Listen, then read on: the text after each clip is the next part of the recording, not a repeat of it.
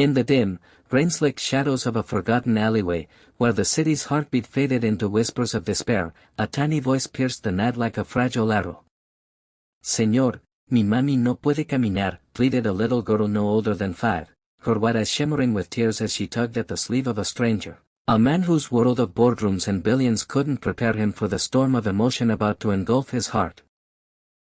What happened next would shatter his carefully guarded life, weaving threads of loss, love, and redemption into a tapestry that proved even the mightiest empires could crumble under the weight of a child's innocence.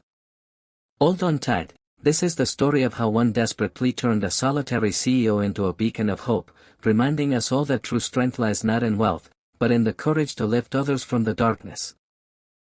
Miguel Vargas woke up every morning at 4:30 de la mañana, the alarm on his battered phone piercing the silence like a cruel reminder of the life he hadn't chosen. The small apartment in the outskirts of Mexico City smelled of yesterday's rice and beans, a humble meal he'd stretched for days. His 7-year-old daughter, Sofia, stirred in her bed across the room, her tiny frame curled under a threadbare blanket that once belonged to her mother. Elena. Gone too soon, taken by a sudden illness 3 years ago, leaving Miguel to navigate the storm of single parenthood alone. He tiptoed over, brushing a strand of dark hair from her forehead, whispering, "Buenos días, mi princesa," before slipping into his faded blue janitor's uniform. The bus ride to the towering corporate skyscraper downtown was a ritual of exhaustion.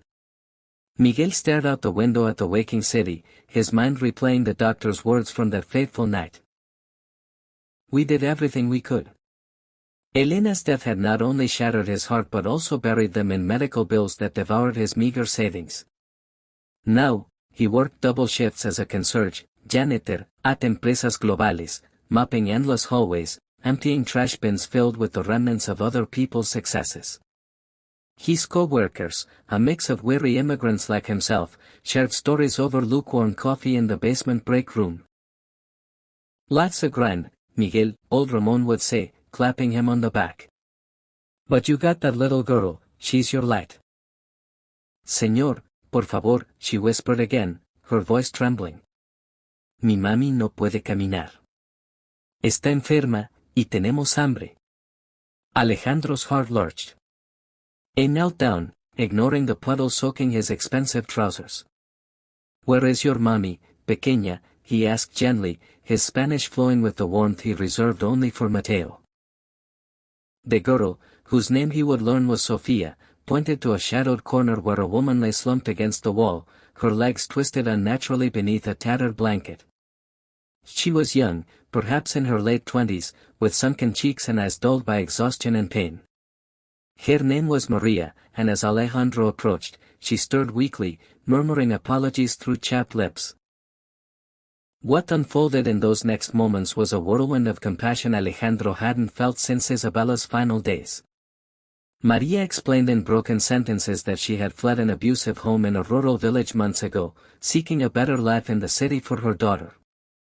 But a hit-and-run accident weeks prior had shattered her legs, leaving her unable to walk or work. They'd been surviving on scraps from dumpsters, evading authorities who might separate them. Sofia, with her innocent determination, had ventured out to beg for help, but most passers-by ignored her. Alejandro's mind raced, memories of his own loss flooding back. He saw Isabella in Maria's weary strength, and Mateo in Sofia's vulnerability. Without hesitation, he called his private physician and arranged for an ambulance. As paramedics carefully lifted Maria onto a stretcher, Sofia clung to Alejandro's hand, her small fingers trusting in this stranger's promise. "I won't let you go back to this alley. You're safe now." But safety was only the beginning of their challenges. Back at his sprawling penthouse overlooking the city lights, Alejandro faced the reality of his impulsive decision. Mateo, wide-eyed and curious, stared at the newcomers as nurses set up a temporary medical suite in the guest room. "Papá, who are they?" he asked, tugging at Alejandro's sleeve. Explaining to a child the harsh truths of the world was one thing, integrating strangers into their guarded life was another. Maria, bandaged and medicated, wept with gratitude but also fear, whispering to Alejandro that she didn't want to be a burden, that she'd find a way to repay him once she could stand. Alejandro waved it off, but inwardly, doubts crept in. His board of directors whispered about distractions, his ex-in-laws questioned his judgment, and his own heart battled the walls he'd built after Isabella's death. How could he open up to this fractured family without risking more pain?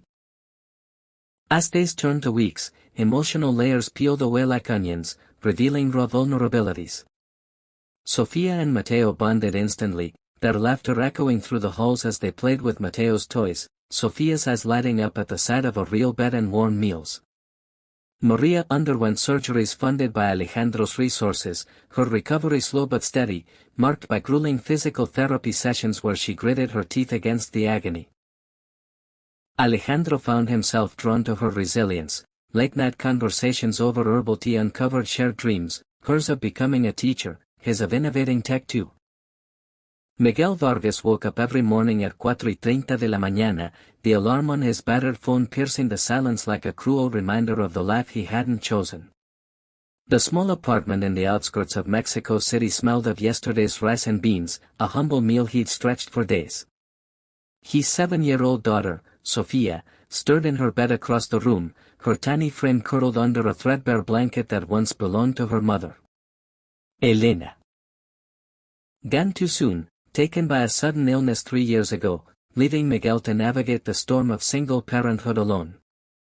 He tiptoed over, brushing a strand of dark hair from her forehead, whispering, "Buenos días, mi princesa," before slipping into his faded blue janitor's uniform. The bus ride to the towering corporate skyscraper downtown was a ritual of exhaustion. Miguel stared out the window at the waking city, his mind replaying the doctor's words from that fateful night. "We did everything we could." Elena's death had not only shattered his heart but also buried them in medical bills that devoured his meager savings. Now, he worked double shifts as a concierge, janitor, at empresas globales, mopping endless hallways, emptying trash bins filled with the remnants of other people's successes.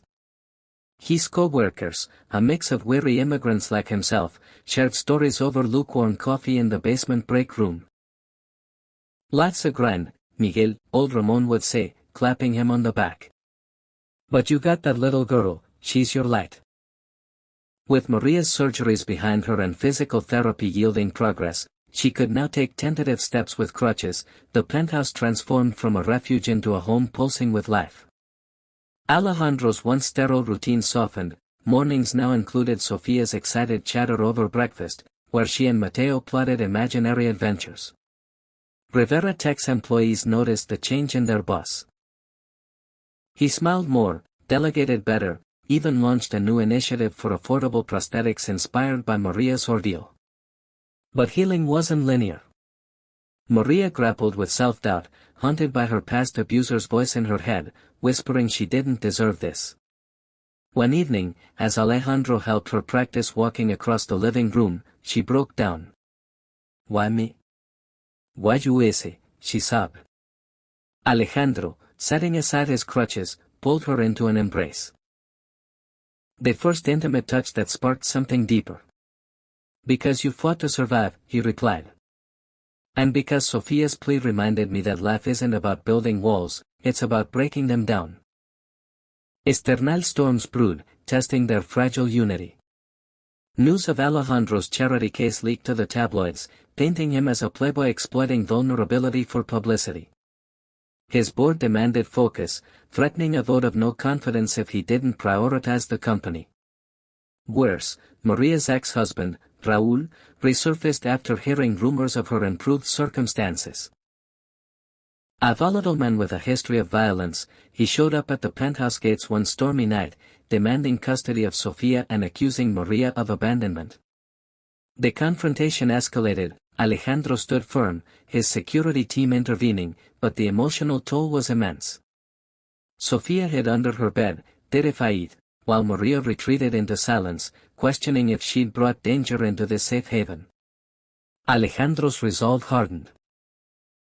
Drawing on his CEO acumen, he orchestrated a legal battle, gathering evidence of Raúl's abuse through private investigators. In court, Maria testified with newfound courage, her voice steady as she described years of torment. Sofia, clutching Alejandro's hand from the gallery, whispered, "You're my hero, Señor." The judge ruled in their favor, granting Maria full custody and a restraining order. But victory came at a cost. Alejandro's company stock dipped amid the scandal, and he faced backlash from conservative investors. In a pivotal board meeting, he laid it all bare: success isn't measured in profits alone. It's in the lives we touch. His passion swayed them, and the initiative for underprivileged aid became the company's flagship project, restoring faith and boosting morale. Yet, the days blurred into a haze of invisibility. Executives in crisp suits barely acknowledged him as he pushed his cart through the gleaming offices, their conversations about million-dollar deals echoing like distant thunder. Miguel felt the weight of it all, the aching back from hours on his knees, the gnawing worry about Sofia's future. She was bright, always drawing pictures of fantastical machines in her school notebooks, but the public school in their neighborhood was underfunded, and private options were a pipe dream. "Papa, why do you work so much?" she'd ask, her big brown eyes full of innocence. "He de force a smile, to make sure you have everything, mija." "But incide, that faster." Was this all there was? Scrubbing floors while his dreams gathered dust. Afternoons brought a brief respite when he picked Sofia up from school. They'd walk home hand in hand, stopping at the corner tienda for a cheap treat, a piece of candy or a fresh tortilla. Sofia chattered about her day, her laughter a balm for his soul. But evenings were when the real battle began. After tucking her in with a bedtime story about inventors who changed the world, Edison, Tesla, heroes from books he'd borrowed from the library, Miguel retreated to the garage. It was his sanctuary, a cluttered space lit by a single bulb, filled with scavenged parts from dumpsters and flea markets. Wires, batteries, old circuit boards, he'd always had a knack for fixing things, a skill honed from his rural childhood in Oaxaca, where necessity bred ingenuity.